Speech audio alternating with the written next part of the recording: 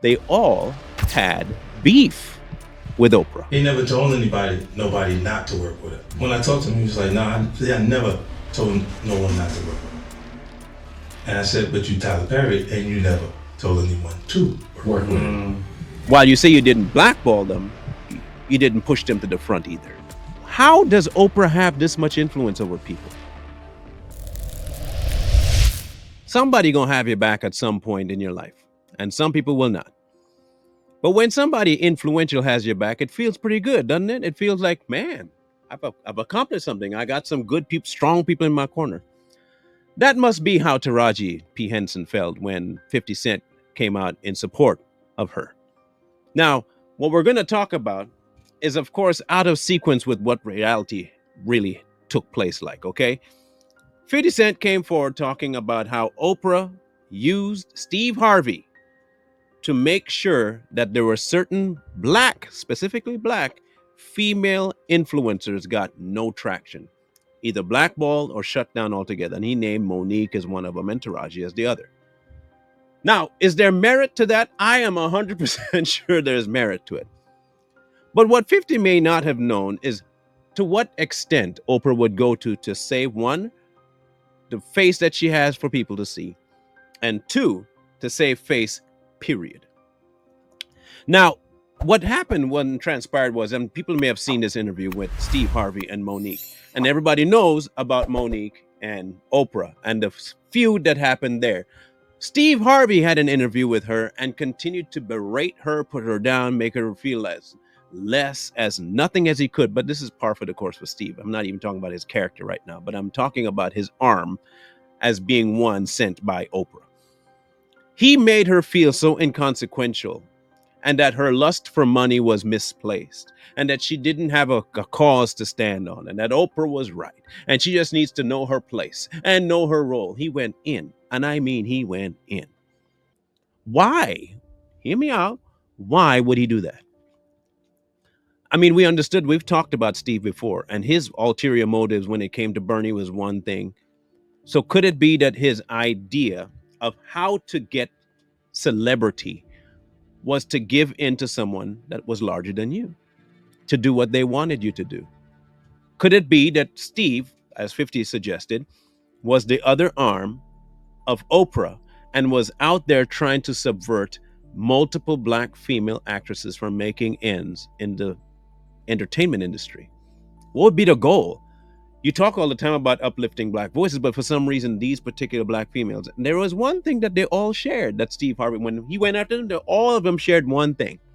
And it wasn't that they were trying to make ends meet. It wasn't that they were black actresses trying to make ends. It wasn't that. They all had beef with Oprah. We found that kind of odd. And so did 50. 50 brought up the point.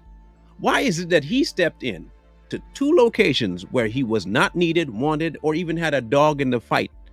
But the one person that he was friends with and seemed to share a lot of similar reviews with did have a dog in the fight, and he just happened to be there all the time? Seems kind of weird.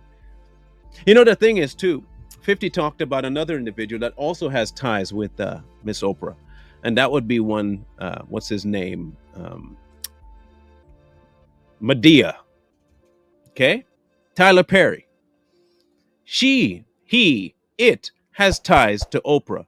And as much as he tries to say, I uplift black voices and I want them to be seen, and I never blackball any of these actresses, 50 asked him one very important question. But you never promoted anybody trying to pick them up either, did you? He never told nobody not to work with her. When I talked to him, he was like, "Nah, I never told no one not to work with her." And I said, "But you Tyler Perry, and you never told anyone to work with her." Oh, well, that's different though. That's different. I mean, just because I didn't uplift them doesn't mean I don't have their back. Yeah, but you didn't. While you say you didn't blackball them, you didn't push them to the front either. And that seems to be another option for keeping certain people down. They all have beef with Oprah. They all came forward with complaints that she was a horrible person. She never paid her people. She looked into making sure that your life was a living hell. And the two people always talking about lifting up, bringing forward, doing better were the same two degrading, putting down, damaging, and destroying the voices they say should be uplifted. How does Oprah have this much influence over people? Where does this come from? I mean, aside from the spiritual side, we get that. But how? Steve is a pretty big name. So is Tyler. They're big names in the industry. And they're still doing the bidding of someone that we didn't even realize was much bigger than them. Look, I understand. You started before them. Most of them you started before them. But your rise happened so ridiculously quick that might be the key right there. You, Oprah, gave in to any and everything they asked you to do. That's probably what happened. When we covered you some months ago, and we covered your history and your life and your traumatic past, we also covered something about you that most people may have missed, and that is your ability to become a chameleon. You were never pretty, you were never sociable, but they marketed that for you. They promised you that in spite of how homely you were, we'd make you work. And not only make you work, we'd make you famous. All you have to do is. And you duplicated that in multiple people. Tyler Perry, I'll duplicate you there. Steve Harvey, I'll duplicate there. Now, go out, minions, do what I ask you to do. Shut down this one, put this one up. Now she has a rock in her corner too. This woman's crazy. But she has power. And crazy with power is a very dangerous concoction. Now, whether 50 will pull his support from Taraji now that certain things have taken place, that's left to be seen. It does not, however, negate the truth of what actually happened in the society that Oprah and Steve Harvey created in order to keep certain people from reaching a certain level that may put the danger zone in front of Oprah and her influence. I'm not saying that Taraji even had a chance, but she definitely didn't have a chance going up against Oprah when Oprah didn't want to give her one. And when your minions are as strong as the two men I mentioned, man, you could accomplish anything.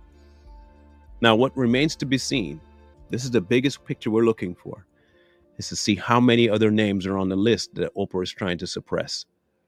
And only time will tell what that list is.